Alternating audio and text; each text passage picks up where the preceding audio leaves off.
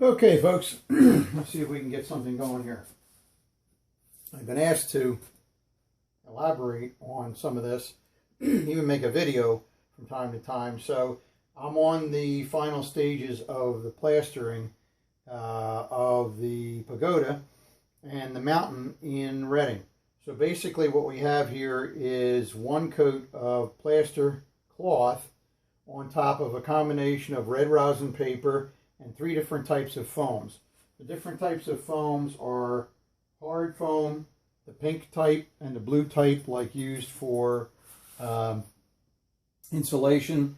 Then there's the white type, which is this type here, which is used for packing in electronics boxes and such. And then there is a foam that's similar to peanuts. This is a very spongy foam. You don't ever want to break it because you'll get little pieces falling all over the place and it'll drive you nuts. But the soft spongy foam is nice for getting into the contours where you have a lot of area to cover and you want to basically get that covered quickly and not have a lot of cutting to do, because once you put it in there, it's typically in a large block. As an example, let's see if I can pop one in here. Here's how one of them comes. As you can see, it's a very large block of foam. So you have to use a hot wire foam cutter to cut these things, because if you try to cut them in any other way, you'll have little balls of foam all over the place and it'll be an absolute mess. But once you glue them in place, you have a considerable amount of space to work with, and you can very easily cut it very quickly. Now, what I'm going to be doing here, as soon as I open up the old nozzle, is just to pre-wet the foam a little bit, because you want to make sure that it's not totally dry when you do this. What I've mixed up here is a rather large amount of drywall spackle. And in the drywall spackle, I have added 2 shades of green paint, Craft Smart grass green, and I've also put in some shamrock and a little bit of black. That gives me the deeper green that I'm looking for. Now you take a paintbrush and literally over top of the plaster cloth, we're going to literally paint the plaster on.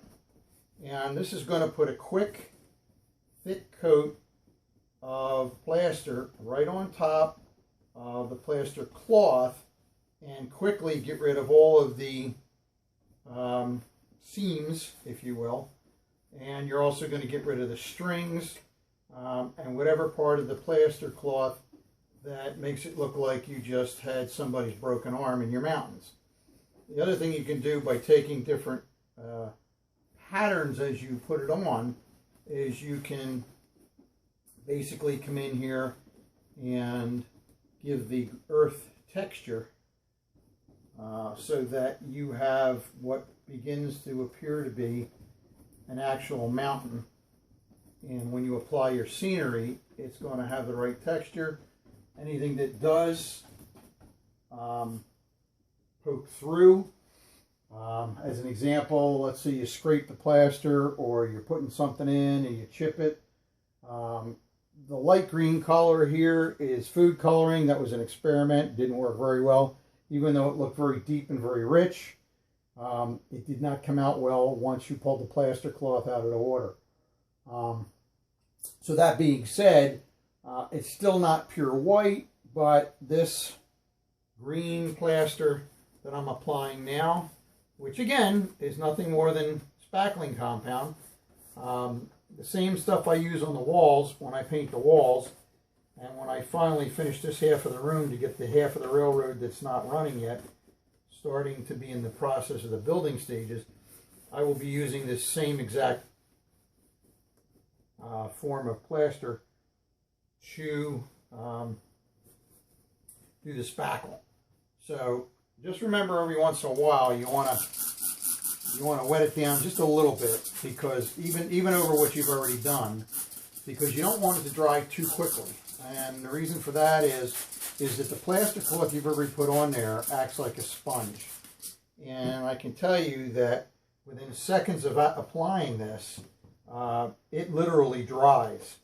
And if you notice that once I spray it, it actually goes on much smoother, almost like I'm using paint. The only difference being is it's much thicker than paint, but still not thick enough that it's going to the plaster is going to dry on you and crack. And this is very important because drywall plaster has a tendency to crack rather easily if it's put on too thick, and you don't want to put it on too thick.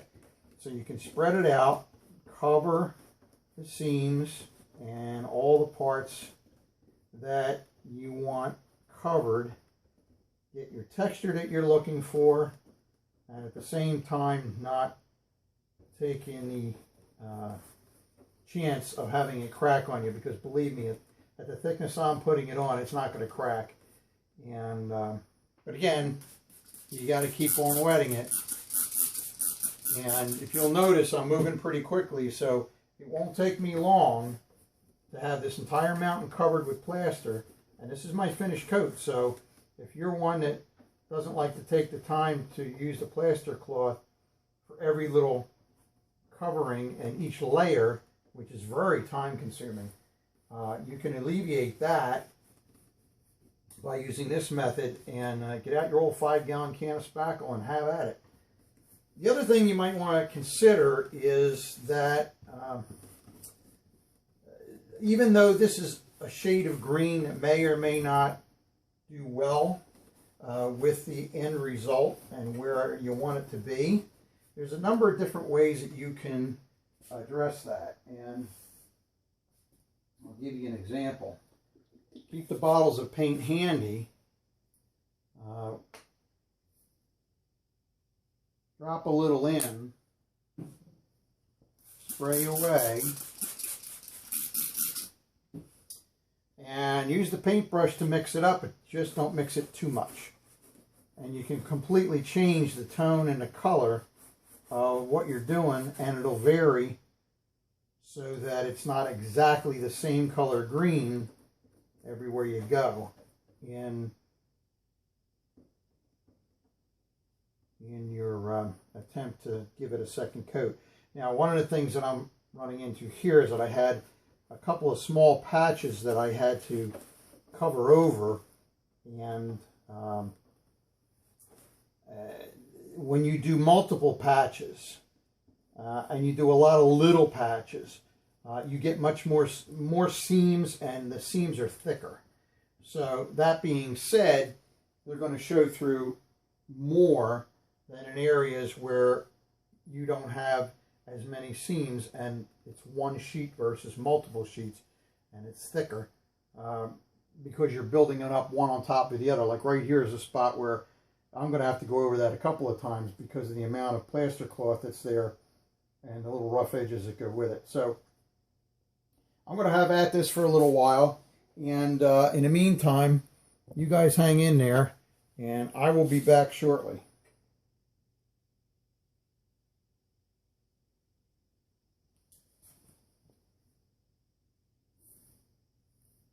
So we're back, and now it's going to be a little easier to show you the overall result of the plaster or spackling compound mixed with paint. I'll show you the type of plaster we're using here. Hang on. It's the basic sheetrock 5-gallon can, lightweight, all-purpose spackle.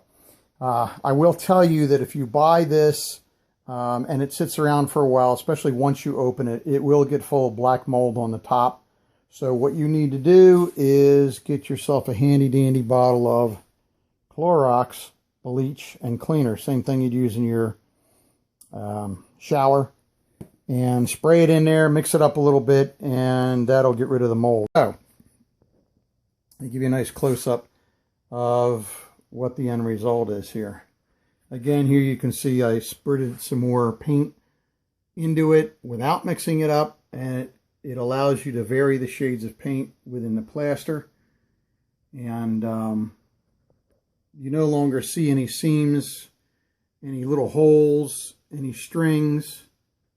It really comes out looking pretty good. And the end result will mean that this pretty much is where you leave it. You don't have to do it more than once as far as the plaster cloth. And you can blend foam, plaster cloth, and foam carving all into one without having any problem whatsoever. And this is the end result. Now, there'll be areas of this that I will change the color, paint it a little differently before I actually scenic it, like this particular little walkway that's going to come down here, and it's going to have a little bit of a foamer's platform right there. Put up a little brick wall so that the idiots don't fall off onto the railroad tracks. And that's where they'll be seen with cameras and tripods and all kinds of good stuff. The trains that'll be coming down here, going through the 2-track main line into the tunnel and over the road work that goes over the road, or over the tracks rather. And then the other thing I have to do at some point is I will detail weather and get this wall that I carved out blended into the brickwork. And the seam that you see right here will be hidden with any number of pieces of foliage and so on and so forth. And then, of course, the diorama, which is removable, will sit right there in the top of the mountain. So the beauty of this is this thing is fairly large. And it's, well, I'd say realistically, it's a good 4 feet by 4 feet, or 3.5 feet square, maybe even. So it's pretty big. And believe it or not, even in this stage with all the plaster on it, it weighs about 6 pounds. That's the beauty of foam. So this can drop right into the corner of the layout, and I'll show you where that corner is. And here's we are, or here's we is. I should use proper grammar here when I'm doing a video. Here's we is, and this is where it's going to go, in this corner. And it will, the entrance to the tunnel will be right here, so you kind of get an idea on where that's going to fit. And it is over top Harrisburg Yard. Underneath Harrisburg Yard, there's half a dozen switches underneath there. And this entire upper section, this piece here and all this, comes out in 3 sections. You take out a few screws, unplug a few plugs. As you can see, I've got modular plugs underneath the layout here, which plug the different sections in, and there's a seam right here. This whole section lifts right out. So if I ever have to get down into Harrisburg to do anything on these switches that are below, I can get to everything and literally pull all the scenery out, pull all the upper deck of the yard out, drop it off to the side, and get full access to everything I need to do a switch repair, switch replacement. And I can even crawl up under the corner of that mountain back there. If you take a look back there, you can actually get an idea. It's pretty tight back there for me because I'm not as skinny as I used to be. And I can get in there and re-rail an engine if necessary, or a car that might have gone off the track.